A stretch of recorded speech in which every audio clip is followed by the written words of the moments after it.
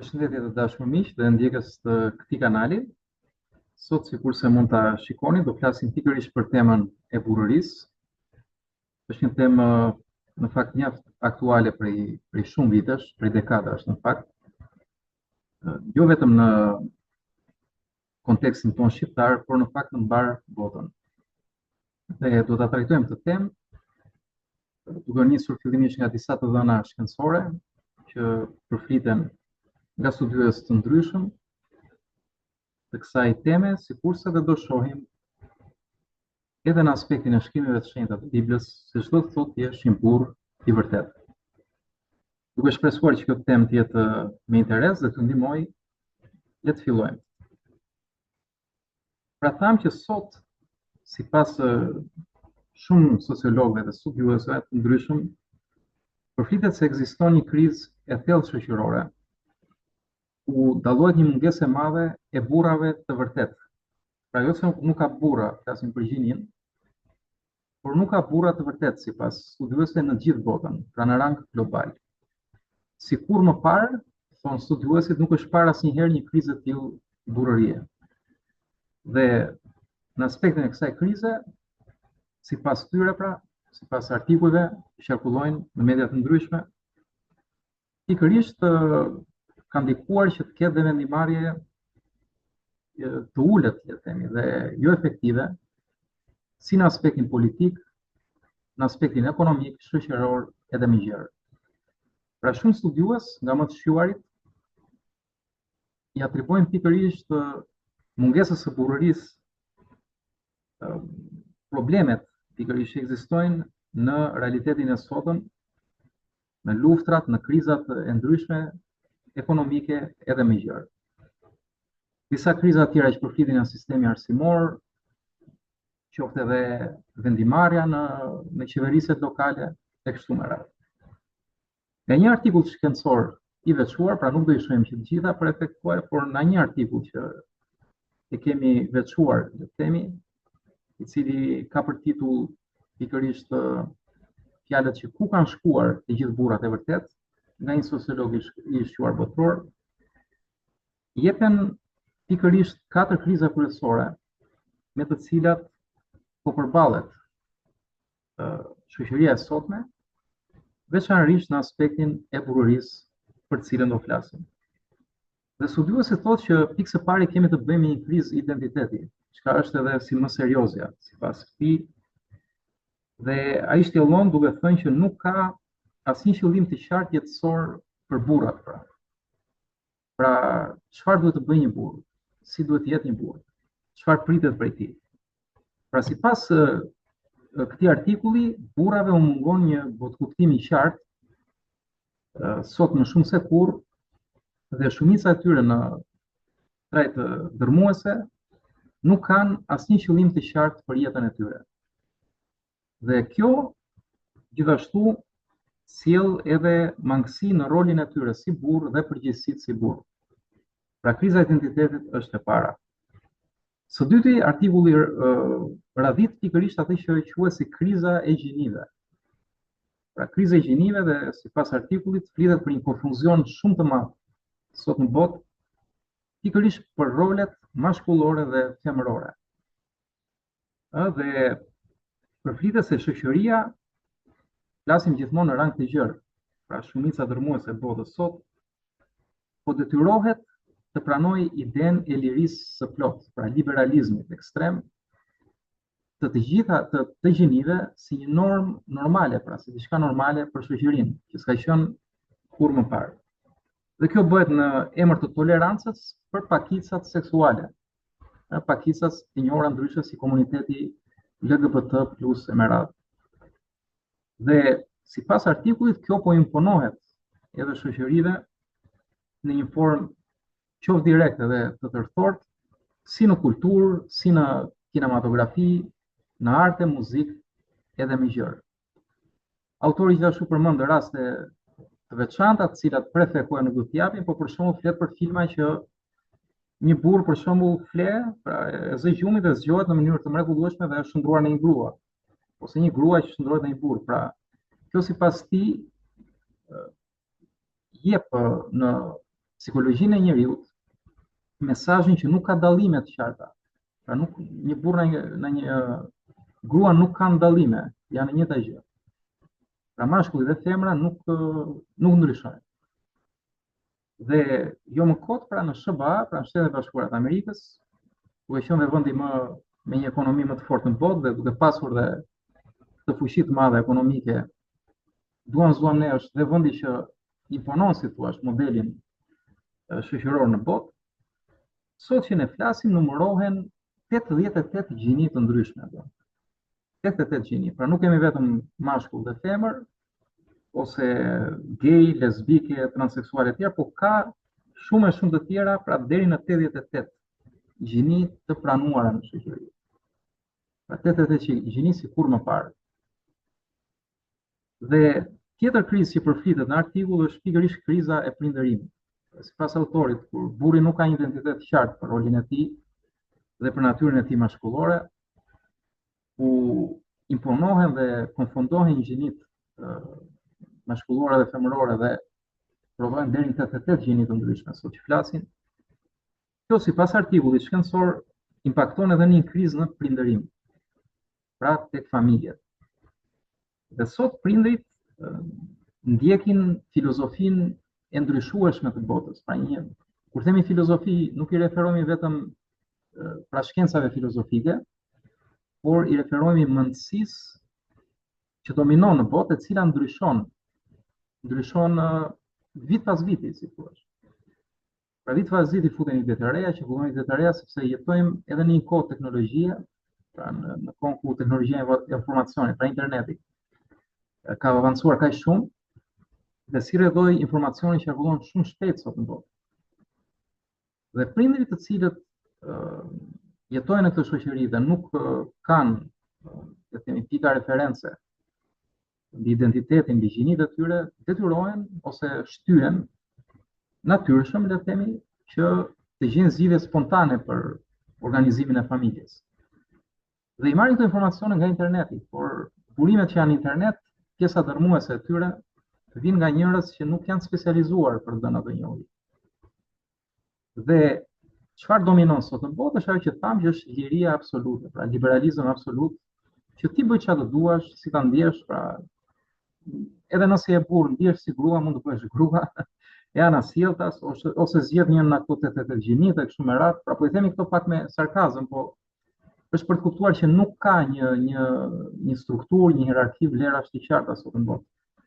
Dhe prindërit shohin vetëm çfarë është në modë, le të themi, në thonjza, dhe ecin me rrymën, ecin me valën, dhe çfarë është në modë, sipas tyre, çfarë gjykojnë ata që është e pëlqyeshme, ose është e drejtë, është e mirë sipas gjykimit të tyre, ose të shumicës, ata e aplikojnë dhe në familjen e tyre. Dhe problemi këtu është që sipas autorit është që prindërit duke u mbështetur në një larmi të gjerë qasjesh, që ndryshojnë, pra janë të luhatshme, janë të paqëndueshme për rritjen e fëmijëve të tyre, krijojnë tek fëmijët gjithashtu dhe një gjendje të paqëndueshme psikologjike. Pra fëmijët nuk janë solid, nuk janë të fortë, nuk janë, si të thuash, nuk brumosen, por dobësohen dhe bëhen të lëkundshëm. Është si të qëndrosh, le të themi, në një det të razuar në një varg në mes të stuhive. Pra shkon lart e poshtë dhe si thua eksperimenton me familjen. Dhe siç e tham, fëmijët nuk brumosen dhe kur nuk ka brum nuk piqet, si buka. Por shto ujë, shto miell, siç i themi në gjuhën popullore. Dhe çfarë pranohet në mastigjer, është ajo që tham, që pranohet toleranca dhe informacionet që qarkullojnë kryesisht online. Dhe ka një tendencë tjetër të çuditshme që përflitet, është që prindrit priren të drejtohen nga fëmijët, pra i plotësojnë, le të themi, tekat, në vend që të jenë prindrit që i drejtojnë fëmijët. Pra fëmijët drejtojnë prindrit dhe jo prindrit fëmijët. Një tjetër dukuri. Pra duke bërë këtë, prindrit nuk edukojnë fëmijët, por thjesht i plotësojnë tekat dhe si thua, i dobësojnë edhe më shumë fëmijët e tyre, pa e kuptuar dhe pa e ditur. Ndërkohë që ne, që na fjala shqip, prind, e kemi mjaft të qartë rolin e prindit, rolin prindëror. Prind do të thotë prijes, ai që prindëron, ai që prind. Pra ai që drejton familjen, është prisi i familjes. Pra prisi është prindi, thjesht ta dinë. Ndërkohë që në masë botërore po shihet e kundërta. Prindrit punojnë, përpiqen, bëjnë çmos që ti plotësojnë tekat fëmijëve, ndërkohë që kjo historikisht, sigurisht edhe nga psikologët dhe sociologët, njesit diçka që nuk është e dobishme në edukimin e fëmijës. Sepse fëmia nuk di çfarë do. Fëmia thjesht ka sa nevoja domethënë bazike, pra vastohet, le të themi, sepse është i vogël, është i mitur. Dhe nuk mundet ai të ketë drejtimin e familjes. Dhe kalojmë gjithsesi tek kriza e katërt, është ajo kriza shoqërore. Pra, fillon me identitetin, fillon me burrin, i cili nuk është i qartë mbi rolin e tij, natyrën e tij mashkullore, sikurse edhe nuk ka një qëllim të qartë jetësor për jetën e tij si burr. Vazhdon pastaj te kriza e fëmijëve, e gjinive, që tham, pra konfuzion për rolet mashkullore femërore dhe këtë liberalizëm ekstrem që e kemi deri më sot me 88 gjini, i cili vazhdon impakton tek familjet, duke mos patur një ide të qartë mbi rolin e burrit, deri më dihet shkruar kreu i familjes, pra krye familjar, dhe nuk shohin dallim midis burrit dhe gruas, ecin me informacionet e botës që qarkullojnë në internet dhe implementojnë ato në familjen e tyre sipas rastit. Pra thjesht improvizojnë dhe çfarë bëjnë më së shumti, bëjnë atë që është më e thjeshta, i plotësojnë tekat fëmijëve, ndërkohë që duhet t'i edukojnë dhe t'i prinë, pra si prindër, familjet e tyre, pra të prindërojnë. Dhe si rrjedhoi kur familja është e dobësuar, kjo sjell edhe një krizë shoqërore sipas studimit, ku ka vlera të paqarta jo vetëm për fëmijët, pra fëmijët që prodhohen në këtë familje janë paqartë në vlerat e tyre, pra nuk kanë pika orientime të qarta për jetën e tyre. Ka gjithashtu krizë që vazhdon në paqartësi në familje dhe në rolet prindërore dhe vetë shoqërore. Dhe për më tepër artikulli mbyllet duke thënë që fëmijët po rriten në një atmosferë shumë konfuze me vlera të paqarta. Pra asgjë nuk është i qartë, pra ka një amullile themi dhe një konfuzion në këtë atmosferë të madhe informacioni, ku thjesht ndiqet rryma, por nuk merren vendime të qarta dhe të sigurta. Dhe kjo si rrjedhoi sjell edhe një lloj alarmi, do thoja, për brezat e ardhshëm, sipas autorit në fjalë. Pra që ta përmbledhim këtë artikull që tham, pra këto studime që janë përmbledhur, pra flitet për një krizë të burrërisë në kohët e sotme. Pra prej shumë vitesh kemi të bëjmë me një krizë të dukshme burrërie sikur më parë. Pra, dhe artikulli, jo vetëm artikulli, po edhe të tjera burime që prit kohës nuk po i citojmë, thonë që sot burrat po pushojnë ose po rreshtin se qenuri burra. Ata po humbasin burrërinë e tyre, pas artikullit, pra shumë e shumë burra po zhburrërohen në një farë mënyre. Dhe së treti më e çuditshme dhe më interesante, që për të saj do vazhdojmë të thellojmë më tepër më pas, është që kjo mbështetet nga shoqëria. Pra shoqëria me sa duket kërkon ndryshim dhe këtë ndryshim e shikon që hajta provojmë një herë të heqim burrat, si thua, ta provojmë një herë ndryshe. Pra e çuditshme kjo është që kjo mbështetet nga shoqëria. Pra zhburrërimi, mungesa e burrërisë vazhdon mbështetet dhe motivohet, si thua, nga shoqëria në masivër.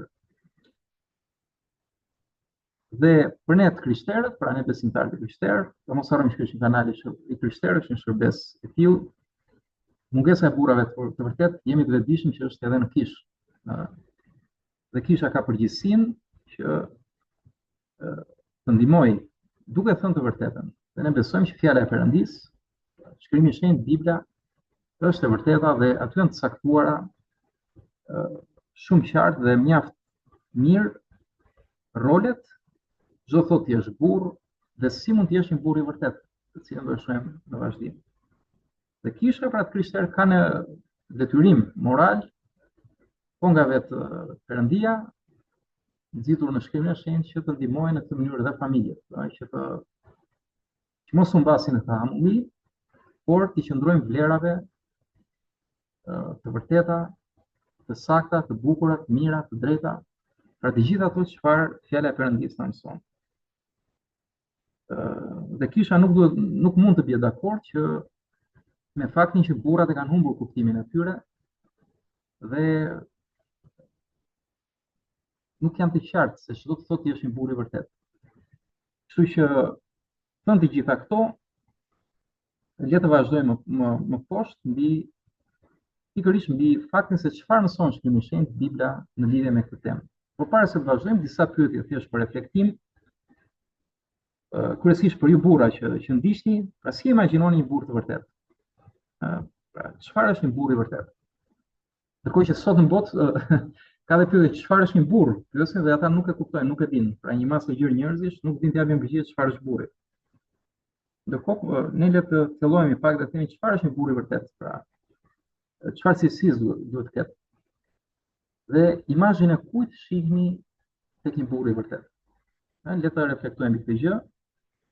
Dhe thamë që për ne besimtarët e Krishterë duhet kuptojmë standardet biblike për një burr të vërtet. Një krishter, një besimtar nxitet të drejton jetën e tij vetëm nga fjala e Perëndisë, duke jetuar në frymën e shenjtë të Perëndisë. Kështu që nëse kuptojmë standardet biblike për këtë temë, atëherë do kuptojmë dhe burrin e vërtet. Kështu që le të fillojmë dhe të shohim së pari fillimin e krijimit. Pra, nga libri i parë i Biblës, Zanafilla ose Gjeneza, siç i themi në ndryshëm në shqip, do shohim disa vargje për të parë krijimin e mashkullit dhe femrës. Pra si erdhi një herë burri dhe femra në ekzistencë. Pra futim tu edhe femrën për të kuptuar krijimin dhe planin e Perëndisë. Dhe tek Zanafilla 1:27 na shkruhet: "Kështu Perëndia krijoi njeriun sipas shëmbulltyrës së vet, sipas shëmbulltyrës së Perëndisë. Ai krijoi mashkullin e femrën." Pra së pari shohim që Perëndia, pra Zoti, krijoi njeriun thot sipas shëmbulltyrës së vet. Pra nuk do të thotë që ne jemi perëndi, por fjala krijoi këtu është shelsi. Perëndia duke qenë krijuesi i gjithësisë, krijoi dhe njeriun po krijues. Pra ai na ka krijuar ne njerëzit për të qenë krijues. Pra njeriu ndryshe nga çdo gjallës tjetër në planet, është që ai është krijues si Perëndia, pra ka shëmbullimin e Perëndisë. Nuk ka qenie të tjera në planet, pavarësisht se përflitet për shembull qenie që kanë inteligjencë më të madhe se qeniet e tjera, për shembull siç janë përfolur delfinët apo elefantët apo e të tjera, nuk krahasohen dot me inteligjencën e njeriu. Njeriu ka arritur deri më sot që flasim të krijojë inteligjencë artificiale. Pra ne njerëzit kemi krijuar inteligjencën artificiale. Teknologjinë e informacionit, ndërtimin, shkencën, artin. Pra ne kemi fantazi, imagjinat, abstragim, vetë dije, vetë njohje, reflektim. Kafshët dhe çdo gjë tjetër nuk i kanë. Pra natyra e njeriu është krijuese. Dhe është i krijuar nga krijuesi i gjithësisë, pra nga Perëndia. Dhe shohim tek në fund vargu thotë që ai, pra krijuesi, krijoi mashkullin dhe femrën. Pra kujdes, nuk thotë thjesht njërin ose ai mund zgjedhë vetë ose pra nuk ka konfuzion, ka një rregull shumë të qartë, të pastër dhe të bukur në krijim. Dhe na thotë që Zoti krijoi njeriu sipas shëmbulltyrës së tij, pra krijues, dhe krijoi thotë mashkullin dhe femrën.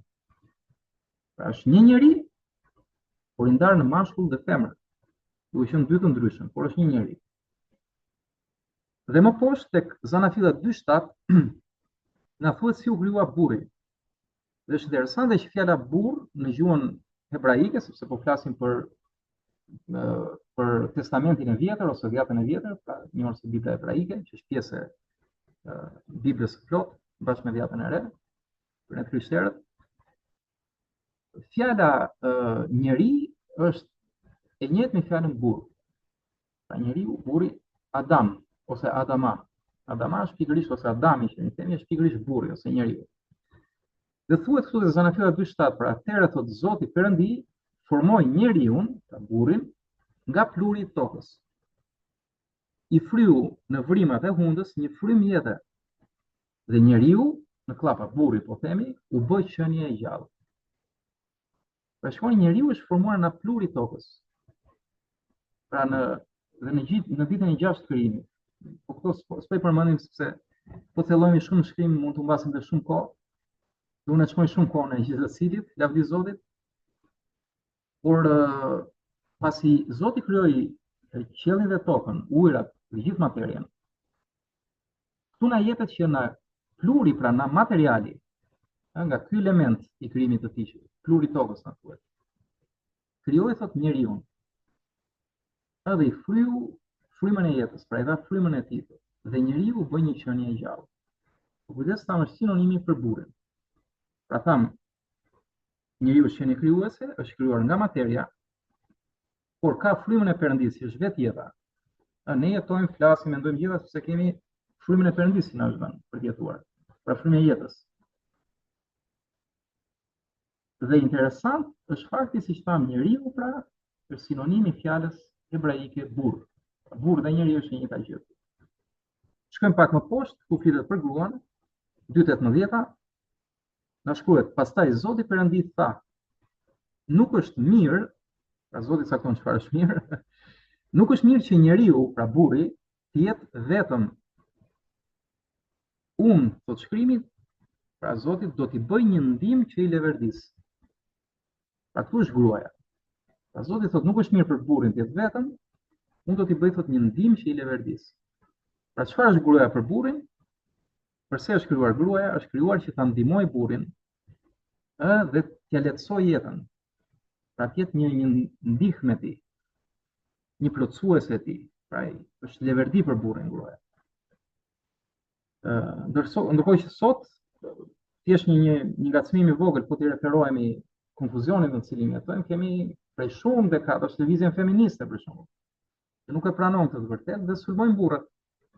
Thonë gjithë burrat janë të këqinj, nuk duhet të drejtojnë më, nuk duhet të kenë më asnjë rol, gratë duhet të sundojnë, s'kemi që duan burrat. Pra më thoni, është ndim kjo gjë? I leverdis burrit ketë një grua të tillë? Dhe është e mirë kjo gjë apo jo? Po nuk është e mirë, se Zoti thotë, nuk është e mirë që një burri të jetë vetëm, dhe unë do t'i jap një ndihmë që i leverdis. Kjo është e mirë në sy të Zotit. Ndërkohë që lëvizja feministe shkon kundra të vërtetës dhe propagandon si të mirë atë që është e keqe. Pra e kundërt me shkrimin e shenjtë. Po gjithsesi ky është një hyrje për të ngacmuar pak dhe mos të humbur rrjedhën me ato që folëm pak më parë. Që dhe të kuptojmë që pse janë këto kriza. Sepse dalin kundër ligjit të krijimit, del kundra natyrës, siç themi. Të krishterët thonë del kundra vullnetit të Zotit, po edhe jo besimtar i thonë del kundra ligjeve të natyrës, del kundra natyrës. Dhe të drejtë kanë, sepse Zoti ka krijuar gjithë natyrën. Dhe ka ligje universale që ekziston dhe vazhdojnë gjithësia, po për to da Zoti flasim në temë tjetër. Pra, gruaja është krijuar me plan sipas Perëndis, na thot vargu 18 në kapitullin 2 të Zanafilës. Pra s'është mirë për burrin të jetë vetëm, do t'i jap një ndihmë që i leverdis. Dhe na shkruhet tek disa vargje më pas, lexojmë te Zanafila 2:20-23, thot, atëherë Zoti Perëndi e futi në gjumë të thellë njeriun, kë njeri, burrin. Pra u krijua burri i parë. Qëndroi disa kohë me Perëndin. Dhe Perëndia e pa që nuk ishte mirë të ishte vetëm, e futi në gjumë burrin, të cilin thotë shkrimi e zuri gjumi, dhe mori një nga brinjët e tij, pra Perëndia në format e tij të mbi natyrshme, dhe e mbylli mishin në atë vend.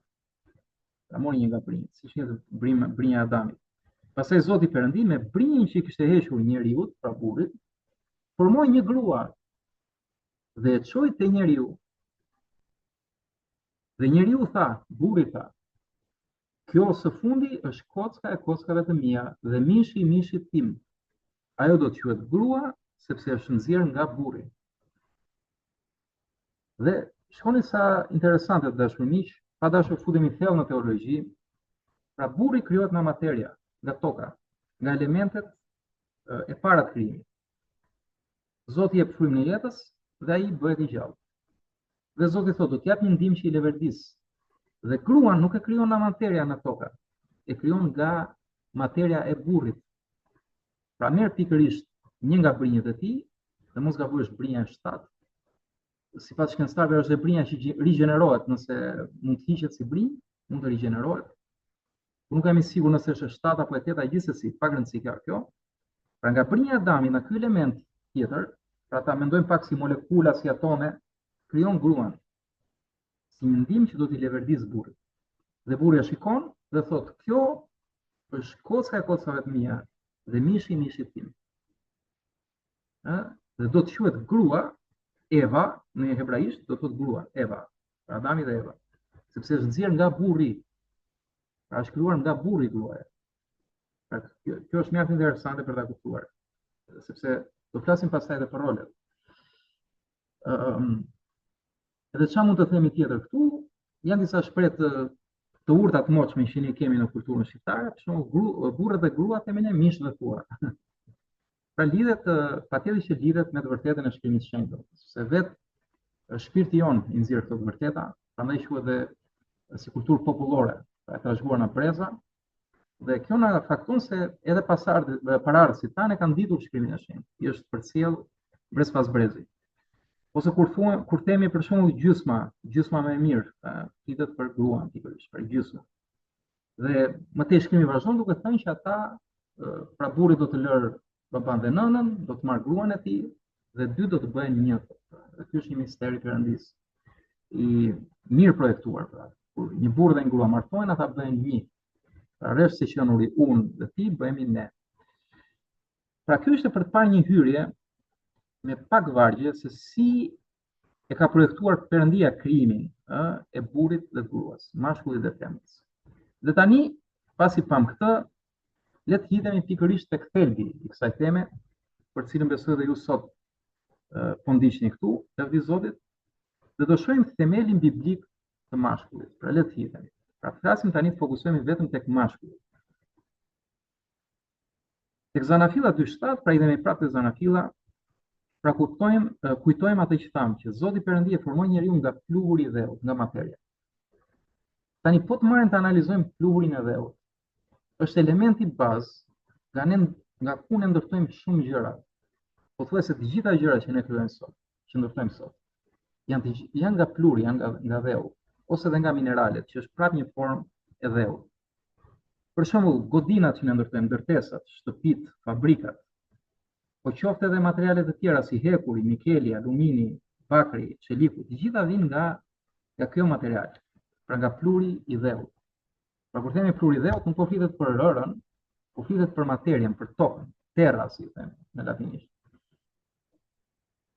Dhe nëse i referohemi kësaj materie, nga ku është formuar burri, mos e harrojmë, pra burri është formuar nga toka, kurse gruaja është formuar nga burri, jo nga toka. Atëherë kuptojmë sipas zbulesave të shkrimit të shenjtë, në frymën e shenjtë që burri është krijuar për të qenë i fortë, se është krijuar në një materie solide, që është toka. Kurse gruaja nuk është e tillë, gruaja është e brisht sepse është krijuar nga burri, jo nga toka. Pra që këtu fillon dallimi për gjithë ata që mund të kenë menduar që janë në njëjta gjë, burri dhe gruaja, nuk janë në njëjta gjë, sipas shkrimit të shenjtë dhe vetë shkenca e fakton këtë gjë. Kur janë bërë eksperimente në ADN, të cilat prapë kanë faktuar shumë të vërteta të Biblës, mijëra vite pasi Bibla shkruar, por gjithsesi s'po futemi asaj, shkencëtarët u çuditën se kuptuan që burri dhe gruaja kanë një strukturë komplet ndryshe nga njëri tjetri. Madje thanë ata është aq e ndryshme sa e njeriu me majmunin. Ishte papritur kjo. Ndërkohë që lëvizja feministe, liberale, humaniste, çfarë shohin sot në botë shkojnë në konfuzion, jo vetëm që mohojnë shkrimin e shenjtë, po mohojnë edhe këto zbulime shkencore që kanë faktuar shkrimin e shenjtë. Pra burri dhe gruaja nuk janë në njëjta gjë.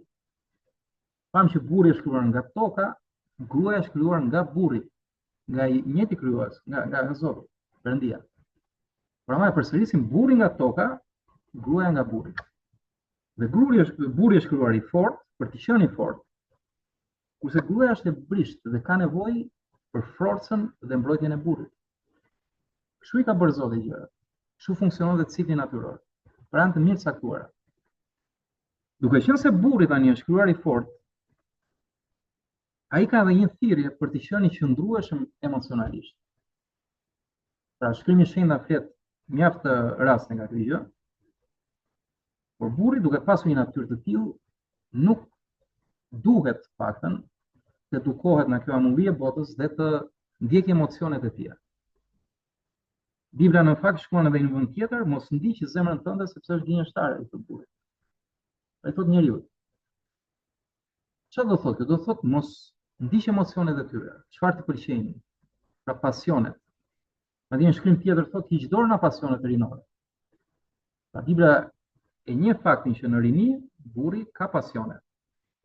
Por ama kur fillon dhe piqet bëhet burr, shkrimi thotë hiq dorë nga pasionet rinore. Dhe rend thot në risinë e jetës. Pra që do thot kur burrohesh, të hapet një risi e jetës, të hapet një kapitull i ri për jetën. Por që ti njohësh këto gjëra dhe ti ndjekësh këto gjëra, atëherë lipsesh të besosh që je krijuar për të qenë i fortë dhe për të qenë i qëndrueshëm emocionalisht. Çdo thotë i qëndrueshëm emocionalisht, mos ndiq emocionet, pasionet, por ndiq arsyen dhe si thua urtësinë që Zoti ka dhënë. Pra burri duhet të ecë gjithmonë me këmbë në tokë dhe me mend në kokë. Pra ky është mësimi i parë që mund të marrim vetëm nëse analizojmë shkrimet e shenjta dhe materien, flurin e dheut, që është si thua shëmbullimi i përbërjes burrore. Dhe Perëndia ka bërë të gjë sepse është krijuar në natyrë. Pra pasi u krijuar natyra, u krijuan ujërat e të tjera me radhë, pra kafshët, shpendët e me radhë. Pra burri u krijua pikërisht për të qenë pjesë e kësaj natyre dhe për të qenë sundues i kësaj natyre. Pra për të pasur autoritet në gjithë të krijim, pra në gjithë tokën. Pra Perëndia këtë rol i dha burrit për të sunduar në tokë, pra në territor, që vjen nga fjala terra, që thonë tokë kemi. Dhe mjedisin atë kohë, po flasim para përmbytjes së Noeut, ka qenë mjedis që ekzistonin dhe dinosaurat, ekzistonin gjallësa gjigande, edhe bimësia, sikurse fakton dhe shkenca ka qenë më e egër dhe më e madhe. Pra pemët kanë qenë më gjigande, barat nuk kanë qenë kaq të ulta sa që kemi ne sot. Pra shkurret e tjera kanë qenë shumë të mëdha.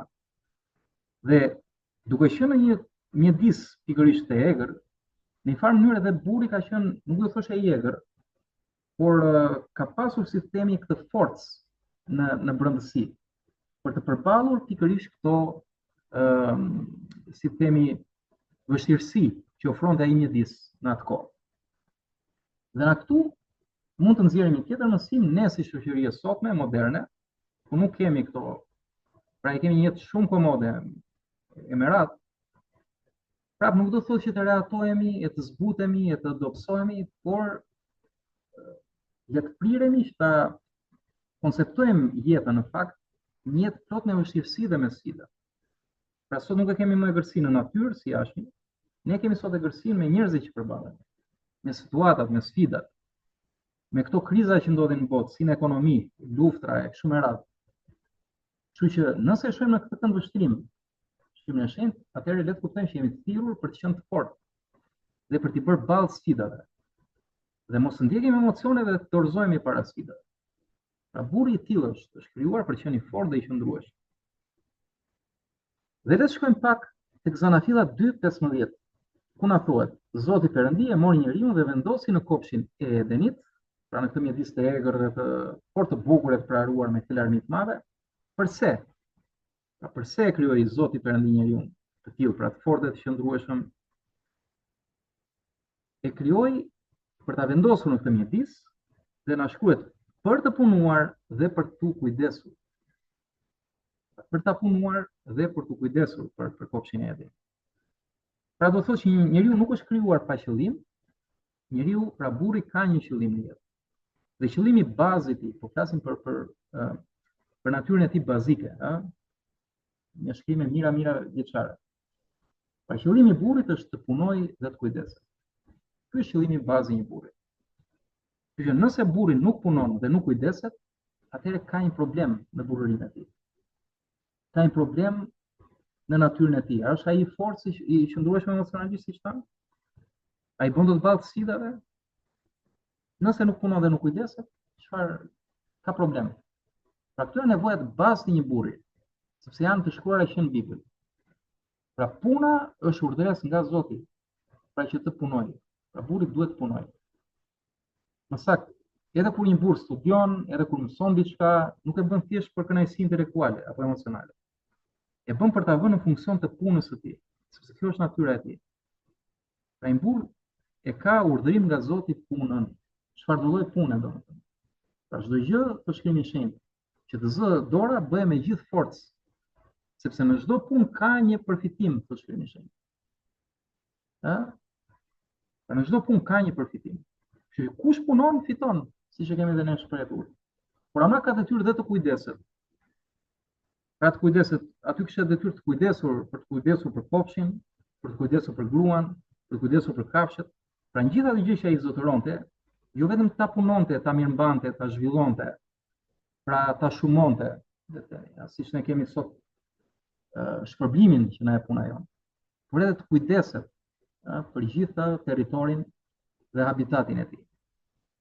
Pra, e mbyllim përsëri duke përsëritur, pra që burri shkruar për të qenë i fortë, i qëndrueshëm emocionalisht, me një natyrë për t'i bërë ballë sfidave dhe egërsisë le të themi të jetës, dhe ka për qëllim të punojë dhe të kujdeset për ato që ka në zotërim. Dhe së fundmi për të pjesë lexojmë prapë në Zanafilla, kthehemi prapë mbrapa tek kapitulli 1 vargu 28. Na shkruhet që dhe Perëndia i bekoi, ku flitet pasi ishte krijuar dhe femra nga trupi i mashkullit. Pra Perëndia i bekoi, pra i dha bekimin dhe u tha atyre: "Ti jeni të frutshëm dhe shumëzohuni, mbushni tokën dhe nënshtroheni, e sundoni mbi peshqit e detit, mbi zogjtë e qiellit dhe mbi çdo qenie që lëviz mbi tokë." Pra, pasi u dha bekimin, Zoti dha dhe urdhërimin që njeriu ka detyrë edhe të shumohet, pra të krijojë familjen. Tani jo të gjithë kanë këtë thirrje, pra nuk është se është një urdhër, por ata që martohen e kanë si detyrim që përse martohen. Se sot shifte sot martohen për shkak sot dhe nuk bëjnë fëmijë për shkak. Po përse martohesh? Nëse mirë është martohesh, është gjë më e mirë, sepse është plani i Zotit. Por shumëzimi, trashëgimia, është gjithashtu një bekim i Perëndisë. Pra ku lëm pasardhje, më falni, fëmijët e fëmijëve tanë dhe të tjerë. Ky është bekimi i Perëndisë, është vetë plani i Perëndisë. Sepse vetë Zoti këtu thotë mbushni tokën dhe nënshtroheni tokën. Pra ky krijim është bërë për njeriu është bërë. Ta nënshtrojë, ta sundojë tokën dhe çdo gjallësa, pra peshqit, zogjt, çdo qenie që lëviz tokën. Pra njeriu ka detyra përveç qëllimit që tham dhe natyrës së tij, detyra është të zotërojë dhe të ndërtojë. Pra do të thotë gjithçka që një burr ka, le të themi, po marrim po kthehemi prapë te burri. Ai ka detyrën nga Zoti që atë gjë që ka ai ta zhvillojë, jo ta lërë ta degradojë. Për shembull, ke një cop tokë, punoje, zhvilloje, rrite. Ke një punë, rritu tek ajo punë, zhvilloje, ndërto tek ajo gjë. Pra, jo të rrish vend numëro. Është prapë detyrë nga Zoti që çdo gjë të zhvillohet. Sikurse ne kemi shtetet sot. Çdo drejtues i një shteti, apo një kabinet qeveritar, apo një presidencial, apo mbretëria, apo çfarë do qoftë, e ka detyrën nga Zoti ta ndërtojë dhe ta zhvillojë vendin. Se po ngeli shteti vend numëro, bëhet shoqëria prapambetur. Dhe kalon koha, vin sfida gjëra, i mbetet dhe nuk reziston dot dhe mund të pushtohet pastaj, kollaborojë apo varet pastaj si çfarë mund të ndodhi, por nuk do qëndrojë dot, do i bëj dot ballë sfidave. Dhe e njëjta gjë është me familjet. E njëjta gjë me fshatrat, me qytetet. Pra, e njëjta logjikë është. Se futen të gjitha brenda një sistemi të këtij ligji hyjnor. Ku përgjegjësinë më të madhe e ka burri. Sipas sepse ai shkruar i pari dhe atij janë dhënë këto role. Pra të punojë, të kujdeset, të zotërojë dhe të ndërtojë. Pra ai është kreu në këtë pikë, sepse është shkruar i pari. Dhe gruaja është shkruar nga ai si ndihmë për burrin. Dhe këtë mos ta marrim thjesht si se shumë burra do të shpesh për shembull dhe në kish me disë krishterëve i marrin si privilegje që unë jam burri, bëj si them unë, po jo, i pari Zoti vë barazi midis gruas dhe burrit. Janë të dy të barabartë para syve të Zotit. Sepse thot njeriu në vargjet para. Pra Perëndimi, mashkulli dhe femra është njeriu, janë një gjë. Dhe janë të dy bitë e tij. Por ama burri ka rol tjetër, gruaja ka rol tjetër. Burri ka kryesisht që të pri, pra të kreu, kurse gruaja të jetë ndimsja, më falni, e tij, që i le verdis atij. Pra plotësojnë njëri tjetrin. Por ama burri nuk ka privilegje, ka përgjegjësi më shumë se gruaja. Të kuptojmë në shkrimin e shenjtë. Pra, mos ta marrim thjesht si privilegj, ta marrim si përgjegjësi. Si burra të gjithë ne, qoftë edhe jo besimtarë, nëse i besojnë ligjit natyrës, nuk i besojnë as shkrimit, i besojnë natyrës. Natyra në mijëra vite histori dokumentuara ka ekzistuar sipas Biblës. Dhe kur ka ecur sipas shkrimit të shenjtë të Biblës, ka bërë progres, ka bërë prosperitet, pasuri dhe zhvillim. Kur nuk ka ecur pastaj sipas Biblës, por ka ecur ligjë secili mendjen e tij dhe emocionet e tij, atëherë janë shkatuar shoqëri. Kemi raste, për shembull, çfarë mund të marrim? Rasti i fundit, perandoria romake, ndër më të forta. U degenerua komplet si perandori, filluan shturjet seksuale, perverse, u shkatrua komplet. Se u zhburruan. U zhburruan. Pra zhburrimi është ndoshta faza e fundit e degradimit shoqëror. Kemi dhe rastin e Sodomës dhe Gomorrës. Kemi rastin perandorisë Helene, e Babilonas e të tjera. Kur arritën shturje pas shturje, mëkat pas mëkati, arritën pastaj te zhburrimi, aty mbaroi shoqëria, se nuk ishte më burra. Më kuptoni, dhe prandaj edhe sot shkencëtarët kryejnë këto hulumtime dhe këto artikuj nga ku dhe nisëm të mësim, sepse është shqetësuese situata sot në botë. Sepse ka krizë burrërie në masën më të gjerë të botës sot. Më kuptoni, dhe është mjaft shqetësuese.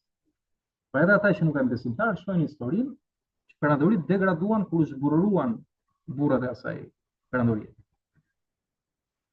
Sepse u dhanë pas emocioneve, u bën të dobët, jo të fortë, nuk u përballën me sfidat, nuk punonin, nuk kujdeseshin. Pra filluan me qefe, në ahengje, në shturje, i lanë thot shkrimi i shenjtë, marrëdhëniet e tyre burr me grua, filluan burrat mundezën e epshme për burrat shkuan, e gratë me gratë. Pra i thot shkrimi i shenjtë janë profetike të gjitha. Dhe historia vetëm sa përsërit vetveten dhe ne vazhdojmë sot, njësoj si perandoritë e kaluara. Bëjmë të njëjtat gabime. Sepse nuk duam të njohim Zotin dhe nuk duam të njohim të vërtetën, por nëse e njohim do kuptojmë që kriza burrore është mjaft shqetësuese. Kur zhburrohet shoqëria, mbaroi sepse nuk ka shtyll shtëpia dhe dje shtëpia, nuk ka kolon që ta mbajë. Pa këtë nxjerrim nga urtësia e shkrimit të shenjtë. Por nëse burri merr përgjegjësitë për jetën e tij. Prandaj thotë shpreha, ndryshimi fillon nga ty. Pra burri fillon nga ty ndryshimi. Nëse merr përgjegjësi, që në fjala shqipe është përgjegjësi, si përgjigjesh jetës tënde, sfidave. Atëherë kuptojnë që ke detyrë të zotërosh atë që ta marrësh në kontroll, të marrësh prenat në dorë dhe të ndërtosh ato që Zoti ka dhënë. Ti shumosh. Po nuk u shumove e humbe, mbarove. Pra gjithçka që kemi, e kemi të farur nga Zoti dhe duhet ta zhvillojmë. Kjo është detyrë e Perëndisë. Pra ky është themeli biblik i mashkullit. Pra kemi folur këtu vetëm për themelin, bazën. Por tani le të shohim pak muret, muraturën, kolonat, si ta ndërtojmë. Pra të shpimbi këto themeli. Dhe do shohim pikërisht cilësitë e mashkullit të vërtet, ose të burrit të vërtet. Pra së parimi i parë që mund nxjerrim nga Bibla është që burri i vërtet është ai që është i varur nga Perëndia. Pra është një burr që kërkon Perëndin, kërkon Zotin dhe kërkon vullnetin e Zotit për jetën e tij. Kërkon që ta provojë sikur edhe një herë këtë mundësi që i bëj gjërat sipas vullnetit të Zotit, pra të ecë në rrugën e Zotit. Pra është një burr i cili merr përgjegjësi totale dhe thotë, unë tani do eci vetëm sipas rrugës së Zotit. Nuk do t'i bëj me gjërat siç kam ditur, se mund të kem bërë shumë gabime, ose jam shumë i lodhur, ose nuk kam më kuptim, nuk gjej më kuptim tek burrëria ime, jeta ime, s'di çfarë të bëj, ose si ta drejtoj punën, si ta drejtoj familjen, si ta drejtoj jetën, marrëdhëniet me prindrit, me miqt, me kolegët, me klientët. Pra, i vjen gjithë kamulli e madhe dhe ai nuk ka më zgjidhje. Dhe thot, prit ta provoj një herë sipas Zotit. Dhe për ne krishterët, kjo është alfa. Pra pasi bindemi që burri dhe gruaja janë krijuar nga Zoti, pa themelin, burri ka pikërisht ato përgjegjësi që tham, ka ato natyrë që ka dhe ka ato detyra që ka. Atëherë, nëse ky burr kërkon që ta varë jetën e tij nga Zoti, pra të ecë në rrugën e Zotit, atëherë ky është, si të thuash, kjo është cilësia e parë, e cila shoqërohet edhe me bekim, do të shohim në fund. Pra varësia nga Perëndia, ti bësh gjërat ashtu siç Zoti ka krijuar ty për t'i bërë ti. Jo thjesht siç do ti apo siç ka thënë dikush tjetër apo ke parë në TikTok apo në Facebook. Pra, siç e ke parë nga fjala e Zotit. Dhe Zoti aty na flet që të gjithë në fjalën e tij në Biblën e Shenjtë. Dhe nëse shkojmë tek Biblat e fjalët e urta, që ka shkruar njeriu më i urtë dhe më i pasur në gjithë botën, që ka pasur ndonjëherë bota, është mbreti Salomon. Kush nuk e njeh mund të shfletojë, mund të kërkojë sot online, mund ta gjesh Biblën ose online mund të gjesh për Salomonin. Është njeriu që kërkoi urtësi Zotit. Zoti ia dha dhe fal kësaj urtësie ai shëmoi dhe krijoi një nga perandorit më të forta në Izraelin e kohës. Ndërtoi dhe tempullin e Jerusalemit, që vazhdon deri më sot. Ishte një njeri që mbretërit e botës vinin dhe dëgjonin, merrin këshilla nga ai në atë kohë. Dhe kishte pasuri të pamas, fuqi të pamas, pra rrezatonte një forcë mjaft të madhe për ato. Dhe është në mbretit më të rrallë që ka ekzistuar. Pra mbreti Salomon. Dhe shumicën e fjalëve të urta në Bibël i ka shkruar pikërisht Salomoni. Dhe tek njëra prej tyre, tek fjalët e urta 18:10, ai shkruan: Emri i Zotit është një kështjell e fortë. I drejti vrapon në të dhe gjen siguri. Pra shkuar shkruan emri i Zotit, pra vetë Zoti, ai që është Perëndia. Pa krijuesi, ai që ka krijuar gjithësinë. Na ka krijuar dhe neve në shembullimin e tij. Ai është, thot Salomoni, një kështjell e fortë dhe ka shkruar me gjuhën e kohës, si ta kuptojnë njerëzit, që kështjella në kohë kishte funksionin, nuk kishte zbukurim. Ishte për të mbrojtur nga armiqt, nga shigjetat, nga topat, nga flakët, nga sulmet. Ai thotë është një kështjell e fortë. Dhe i drejti thotë, pra kush është i drejti? Ai që do të ecë në drejtën e Zotit.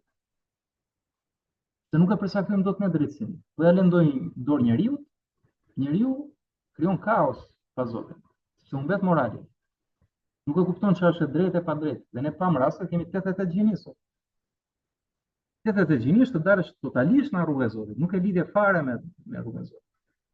Kur Zoti po thotë është vetëm një njeri dhe është burr dhe grua, mashkull dhe femër. Dhe janë krijuar sipas shembullimit tim, thotë Zoti. Ti po thua jo, e bëj unë si të dua unë. Pra ndjek zemrën njeriu, ndjek pasionet e tij.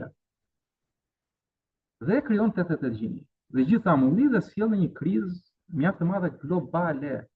Pse? Sepse po goditet burrëria, goditet krijimi, goditet vetë njeriu. Ka kuptuar që nuk duhet të luash me gjërat që Zoti ka krijuar. Dhe Salomoni thotë që Zoti, pra kur njeriu kërkon Zotin, ai është si të ndërtojë një kështjell të fortë në jetën e tij. Dhe i treti thotë aty vrapon, pra tek Zoti, tek e drejta e Zotit, dhe gjen siguri, thotë. Pra siguri. Çfarë na duhet ne më shumë se gjithçka? Po siguri na duhet. Pse punojnë njerëzit kur thonë dua të arrij më falni, pavarësi financiare, dua të kem këtë, dua të kem atë, dua të kem që kur të plakem, të kem këto, pra të jetoj edhe pa punuar, të kem njerëz që më shërbejnë, më thënë siguri kërkojnë njerëzit. Problemi është se njerëzit përpiqen ta krijojnë vetë sigurinë. Ndërkohë që njeriu më i urtë dhe më i pasur në botë nuk po thot as që siguria është të dish apo të kesh, nuk po ta thotë gjë fare. Ai thot nuk është as të dish as të kesh, është emri i Zotit. Pra kur ti kërkon, pse thot emri, të dish kush është Zoti. Dhe Zoti tregon karakterin e tij në fjalën e tij të shenjtë. Që janë shkrimet e para që janë profetike që janë. Flasin që prej krijimit. Dhe asgjë nuk është shkruar në trajt jo profetike, janë gjitha profeci. Të realizuarat, faktuar dhe nga shkenca sot që ne flasim, vitit 2025, faktojnë gjëra që janë shkruar 10 vite mira viten parë në Bibël. Këtë thot Salomoni. Kërko emrin e Zotit dhe do të kesh një kështjell të fortë në jetën tënde. Pra jeta jote duhet i fortë, ti do jesh i fortë. Dhe ti do të drejtësohesh nëse vrapon tek Zoti. Që është kështjella jote e fortë, ai është forca jote. Dhe do gjesh siguri. Dhe siguria nuk është se i gjen vetëm një herë, e gjen përgjithmonë sigurinë për sa kohë që ndron në këtë kështjellë. Pra në Zotin. Dhe të 2 Pjetrit 1:3 shkojmë tani në dhjetën e re, jo në dhjetën e vjetër, që është fjalë e urta Bibla hebraike. Të 2 Pjetrit 1:3 na thotë fuqia e tij hyjnore na ka dhënë gjithçka që na nevojitet për një jetë dhe për devotshmëri. Në çfarë do thotë? Zoti ka fuqi hyjnore, është përtej materjes, është metafizike, është përtej inteligjencës tonë, nuk mund ta amundsojmë dot fuqinë e Zotit. Por ama fjala e tij që ka frymzuar këta burra që kanë shkruar, këta burra të perëndishëm, thonë që fuqia e tij është hyjnore, është përtej, është mbi natyrore, nuk perceptohet dot. Dhe fuqia e tij thotë të jep gjithçka që ty të duhet për të jetuar me devotshmëri. Pra Zoti është në gjendje të të plotësojë gjithçka dhe të japi gjithçka që të nevojitet. Përse? Për të jetuar një jetë me devotshmëri. Pra një jetë ku ti edhe i përkushtohesh Zotit. Do ta shohim pastaj kur përkushtohesh Zotit, ti jo vetëm që merr bekimin e Zotit, pra Zoti të bekon ti, po të bën dhe bekim dhe për të tjerët. Pra këtu është thelbi. Pra që mos zgjatemi miq, burri i vërtet, cilësia shpirtërore e tij, është burri që është komplet i varur nga burimi i jetës. Nga ai që e mori nga pluri, i fryu frymën e jetës dhe e bëri njeri. Nëse rikthehet te krijuesi i tij, me gjithë mendje, me gjithë zemër, atëherë do marrë forcë, do marrë urtësi dhe do marrë gjithë ato premtime që Zoti jep. Do jetë i sigurt, do ketë gjithçka që i nevojitet për të jetuar me devotshmëri. Do thotë nuk do i mungojë gjë, nuk do të tronditet. Do ketë gjithmonë sigurinë, mbrojtjen dhe bekimin e Zotit. Për të jetuar këtë jetën më të mirë, jetën shpirtërore, jetën e devotshme. Shkojmë tek cilësia e dytë. Cilësia e dytë është nënshtrimi ndaj Perëndis. Tani kujdes, se ne në shqip kemi këtë fjalën nënshtrim, që fakt është një si fjalë armiqësore, ku një armik të nënshtron. Dhe kjo në fakt është si edhe fakt një mangësi e gjuhës tonë. Por ama çfarë Bibla kërkon të japi është nënshtrim, do thotë bindje ndaj Zotit. Do thotë jo çfarë dua unë, çfarë më pëlqen mua, pra tekat e mia, por çfarë më thot Ati im qiellor. Pra njësoj si me fëmijët tanë, për ata që janë familjarë. Jo të na drejtoj fëmia, siç bëjnë një pjesë e familjeve sot, fatkeqësisht. Fëmia nuk di çfarë bën.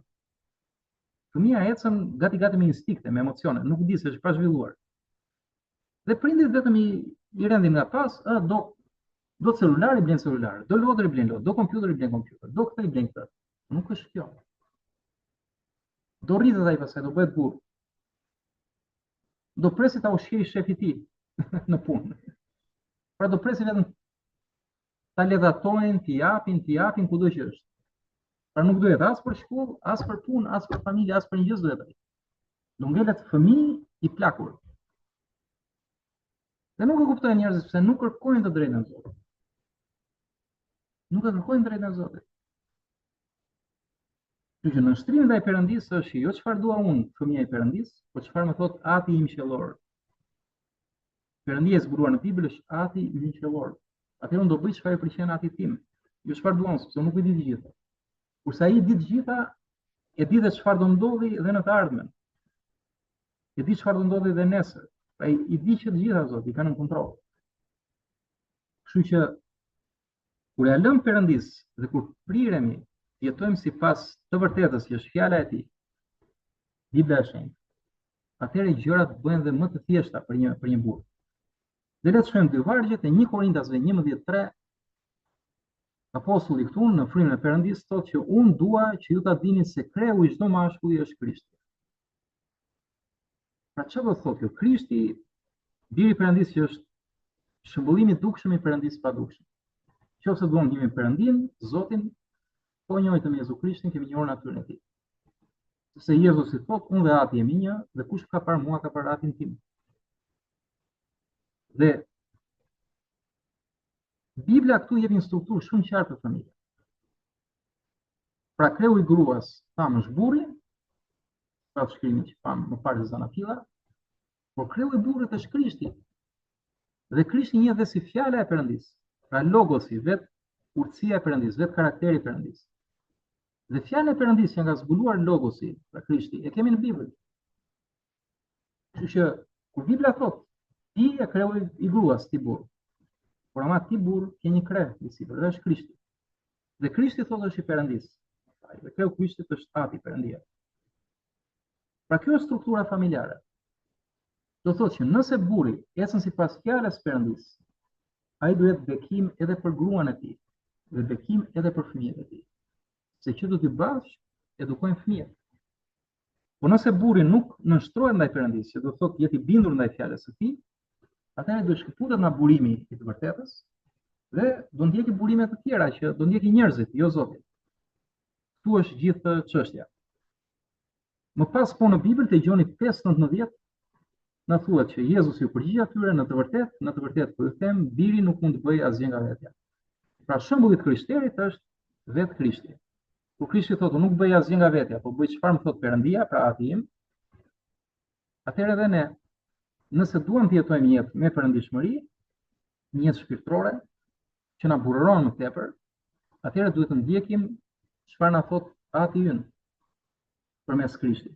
Dhe jo thjesht të ndjekim siç thamë informacionet e botës.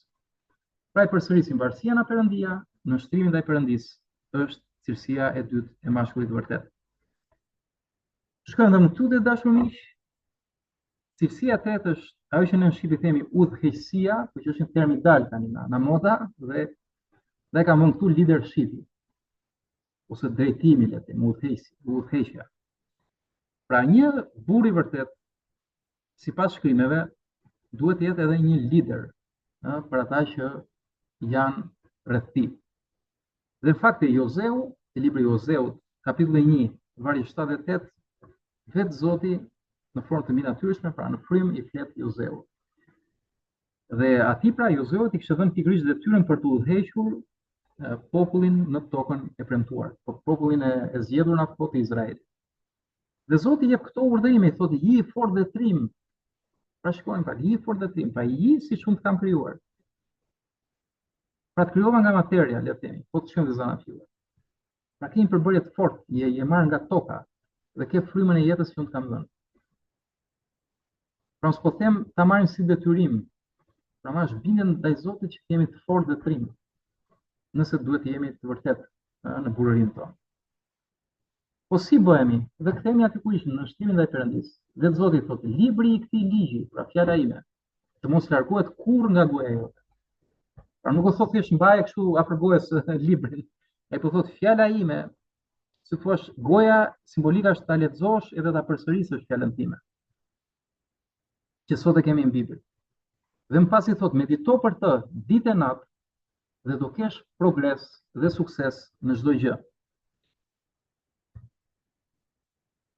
Pra Zoti e ka dhënë formulën e suksesit, le ta themi këtu. E para, i fort dhe trim, do thotë marrësh përgjegjësi për jetën tënde. Dhe kur sa më shumë përgjegjësi të marrësh, atëherë do duash të jesh i drejtë. Po kur do të jesh i drejtë, e kupton që nuk bëhesh dot vetë i drejtë, dhe s'të bëjnë dot vetë të tjerë të drejtë.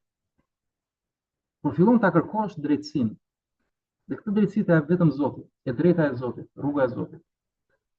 Dhe kur kërkon Zotin, atëherë do fillosh ta njohësh Zotin. Dhe sa më shumë ta njohësh, do kuptosh që do varesh prej tij, sepse pa të nuk bën dot asgjë. Dhe do kuptosh që çfarë ke bërë deri më dje, i ke bërë sepse Zoti të ka mbrojtur. Dhe tani po drejtohen për punë më të mëdha, për vepra më të mëdha. Po si mund ta njohësh? Në frymën dhe në të vërtetë themi në Krisht. Pra fryma është vetë fryma e Perëndis, se Perëndia është Ati, Biri dhe fryma e Shenjtë, të çon tek fjala e Perëndis, tek Jezusi, që e kemi në Bibël. Pra jo se Jezusi është fjala e ëngërmat, por është logosi, është vetë e vërteta. Unë jam rruga e vërteta dhe jeta. Atëherë ku ke rruga e Zotit, e vërteta e Zotit dhe jeta që Zoti ka falur. Dhe po thotë i fort dhe trim, merr të përgjithësi, afro dhe fund, dhe ky libër thotë, pra fjala ime mos të largohet kurrë nga goja jote. Thot. Medito për të ditë e natë. Pra ky është meditimi vërtet, se sot janë hapur këto yoga e këto, nuk kanë lidhje, nuk kanë meditim ato. Të fikësh mendjen. Zoti thot, përdore mendjen, po përdore në drejtimin e duhur. Ku është drejtimi i duhur? Fjala e tij. Dhe thot medito për të ditë e natë, që do thot për ditë të reflektosh për ato që di nga fjala e Zotit. Mbi fjala po dëgjojmë të mësim, është mësim biblik.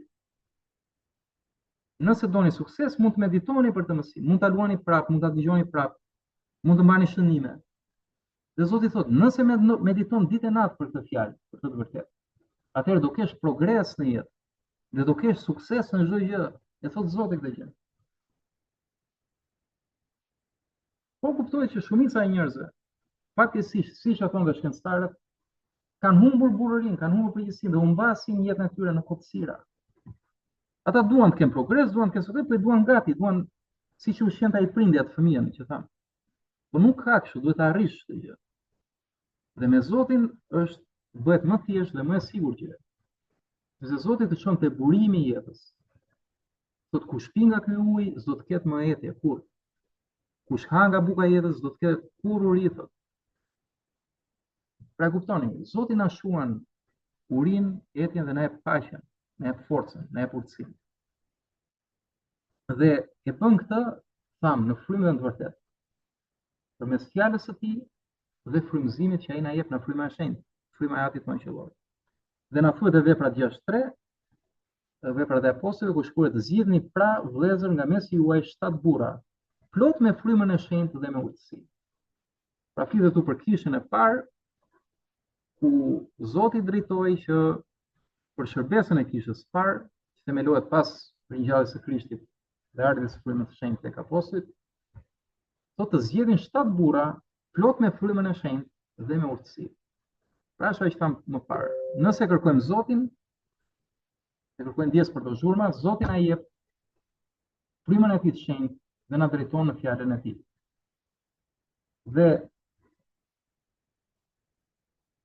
Dhe thotë që nëse ecën në frymën e vërtetë, pra forcohesh, trimërohesh, kërkojmë ndjes, se po ul pak zërin, por edhe kur mediton në fjalën e tij, do kesh progres dhe sukses në çdo gjë. Kjo është e bukur, në çdo gjë. Pra në çdo fushë të jetës. Dhe ky është për sa i përket leadershipit të njeriu të perëndishëm, që do të thotë që është njeriu i vërtetë, është burri i vërtetë, është burri i perëndishëm. Dhe ky burr i perëndishëm kalojmë tek cilësia e katërt, përgjegjësia për të tjerët. Tek Ungjilli i Markut 10:45 na thuhet sepse biri i njeriu, fletu Jezu Krishti për veten e tij, nuk erdhi për të shërbyer, por për të shërbyer. Që do të thotë një burr i perëndishëm në kontekstin tonë të besimit krishterë, ne ndjekim Krishtin dhe Krishti thotë, unë nuk erdha që ju të më shërbeni mua, unë erdha që t'ju shërbej juve. Dhe ne dimë historinë që Krishti vetëm u shqeu, shëroi, ringjalli njerëz, dhe në fund dha trupin e tij në kryq, sipas gjithë profecive, për faljen e mëkateve të gjithë atyre që besojnë te ky ungjill. Dhe me ringjalljen e tij, ai tregoi se mposhti pushtetin, majën e pushtetit djallëzor, që është vetë mëkati dhe vdekja. Dhe ai po thotë, erdha t'ju shërbej. Kështu që dhe një burr i vërtet, pamë që është një burr i perëndishëm, një burr që do të ecë me drejtën e Zotit, në rrugën e Zotit, atëherë ai beson dhe kupton që ka përgjegjësi dhe për të tjerët. Pra ndonjëherë është e lehtë edhe të drejtosh, pra të marrësh atë leadershipin, por është shumë vështirë të shërbesh tjetër. Pra është thjesht të flasësh për shembull, por është e vështirë të dëgjosh. Kështu që Zoti këtë kërkon. Cilësi e leadershipit më të lartë është ti shërbesh të tjerëve. Dhe kështu ndjek edhe shembullin e Krishtit, që është mishërimi, thamë, i Perëndisë pa dukshëm, se në Bibël na thotë që Perëndia është frym, në trupin e dukshëm, që është Krishti. Pra ecën sipas shembullit që Perëndia po të jetë. Tek Filipianëve 2:4 thotë, mos kërkoni vetëm interesin tuaj, por edhe interesin e tjetrit. Pra Zoti e di që ne nisemi nga egoja jonë, se në natyrën tonë dobët mëkatare, ne kërkojmë vetëm interesin tonë, çka ka aty për mua. Por Zoti thotë mos kërko vetëm interesin tënd. Pra thotë përmes apostujt, po dhe interesin e tjetrit. Pra nga ajo që bën ti, nga ajo që kërkon ti, a përfiton tjetri apo jo? Po përfitoj tjetri, atëherë mos e bëj atë gjë sepse është mëkat pastaj. Sepse po shfrytëzon tjetrin, po vjet tjetrin. Mu thot në njëri po s'po i marr në një lek aty, nuk po vjet. Po mirë, po i merr në koha. Edhe telefonat që i bën atij dhe i merr kohën, i merr jetën se koha jetë është. Dhe kohën e jep Zoti, jetën e jep Zoti. Pra mos u nis vetëm të marrësh nga tjetri. Nisu dhe të japësh. Pra çfarë jep ti atij? Dhe kështu forcohet, kështu ndërtohet ekonomia, kështu pasurohen shtetet. Sa më shumë vlera të shkëmbyera. Jo vetëm marrje, por edhe për të dhënë. Dhe ne në fakt jo në kohë në Shqip kemi fjalën interesagji. Dhe në fakt interesagji nuk është keq tjetër. Por interes në kuptimin e saktë të fjalës nga gjuha latine, interes, do të thotë diçka e ndërmjetme midis nesh. Inter, do të ndërmjetshme, jest, do të thonë ka, është. Kurse ne kemi në kulturën tonë, duke ecur jo në rrugën e Zotit, e kemi bërë interesin çka ka aty për mua, kam interes unë aty. Po kam interes do thotë, kam unë çfarë të marr aty, po interes do thotë edhe të japësh. Kjo do thotë që ne nuk i kemi bërë mirë detyrat që Zoti ja dha. Prandaj edhe në Shqip është fjala interesagji. Që fakt nuk do ishte keq, po është bërë keq në sajt të praktikës tonë. Kurse praktika e saktë është ti shërbesh tjetrit. Shkon, i merr aty kohën, kërkon një takim, ulesh për të në kafe, ku diun. Duhet të propozosh diçka. Jo thjesht çfarë të marrun nga ty. Do të shesësh një gjë, okay, shumë një gjë që ta djem, po a përfiton ai, çfarë përfiton ai tjetri?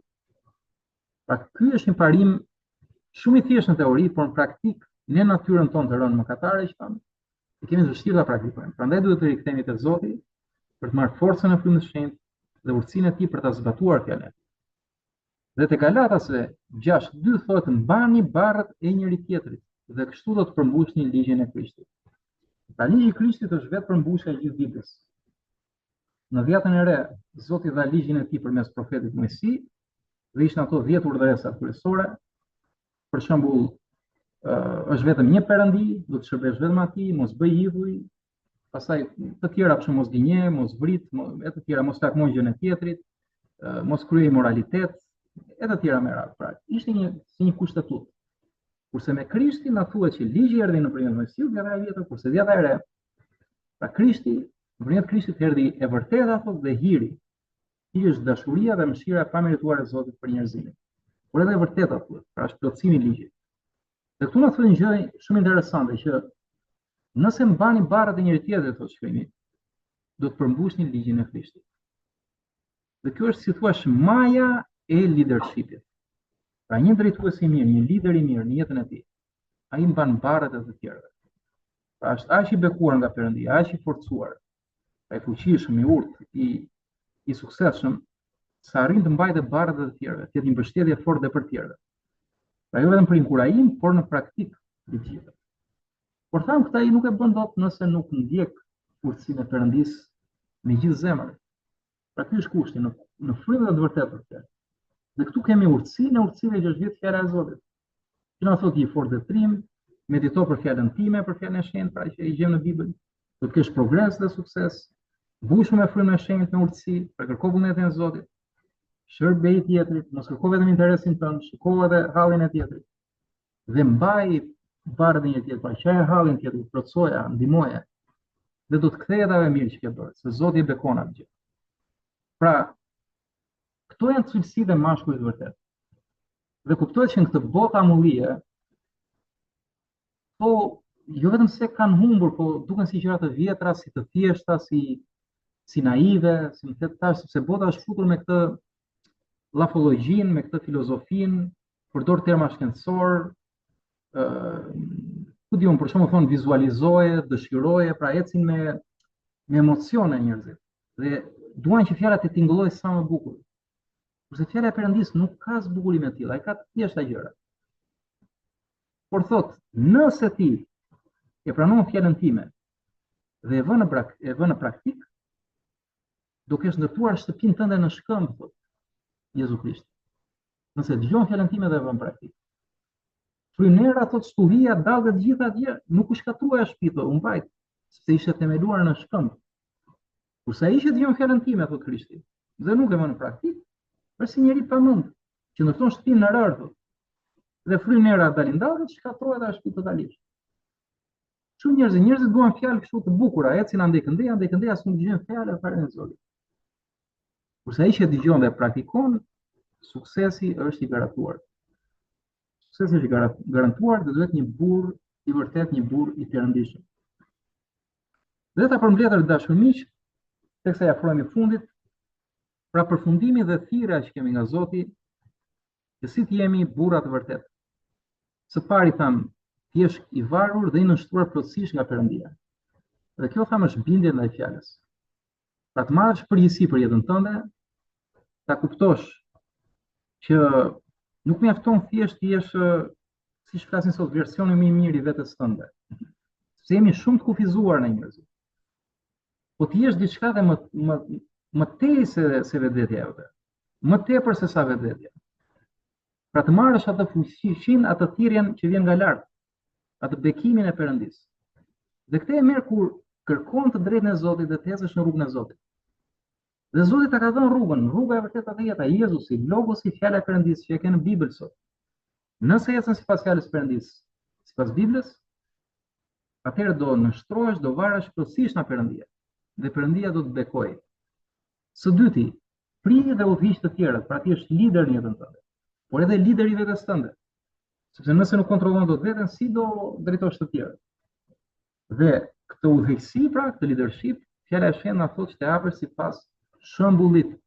Pra jo thjesht teori. Pra nëse vetëm i flasim këto gjëra, po nuk i vëmë në praktikë, atëherë nuk ka lidhje kjo gjë. Është e kokë. Bëjmë prapë filozofira dhe llafologjira, siç bën bota sot në mas të gjërë. Prandaj kemi kaq shumë kaos sot.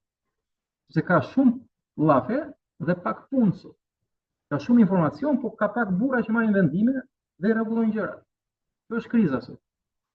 Dhe ne në Shqip kemi shprehjen që fjalët e tepërta janë fukarallëk. Dashur miq, edhe unë që flas këtu, po mos i kisha faktuar të gjëra në jetën time, nuk i flas. Dhe të inkurajoj dhe juve përgjithsisht me zemër. Por them këtë si një i krishterë, si një besimtar që jam dhe familjar, prind, punoj, jetoj, pra në sensin leadershipi është vetëm sipas shembullit. Një veprim flet më tepër se 1000 fjalë. Që Zoti kështu na thotë, të japësh sipas shembullit. Por ama e treta është të mbash përgjegjësi për njerëzit dhe për shërbesën. Për njerëzit që ke pranë, kurse shërbesa është marrëdhënia me këta njerëz. Pra mos shkojmë të si marrëdhënie, që çfarë marrun? Çfarë marrun gjithë mund të marrin, është shumë e thjeshtë. Puna është ta shohësh si shërbes marrëdhënia. Shërbes ndaj prindërve, shërbes ndaj gruas, ndaj fëmijëve, shërbes në punë, shërbes në komunitet. Kisha është gjithashtu komunitet. Shoqëria me radhë më gjërë, pra roli në shoqëri cili është. Dhe nëse ti ke vendosur të jesh një burr i vërtet, dhe pam që burri i vërtet është ai që ecën me të vërtetën, rruga e vërtetë dhe jeta, fjala e Perëndis. Një burr shpirtëror, një burr i perëndishëm. Atëherë do kesh një rol shumë të bekuar në shoqëri. Dhe Zoti thotë që do bëhesh dritë e botës, për sa kohë ecën në dritë.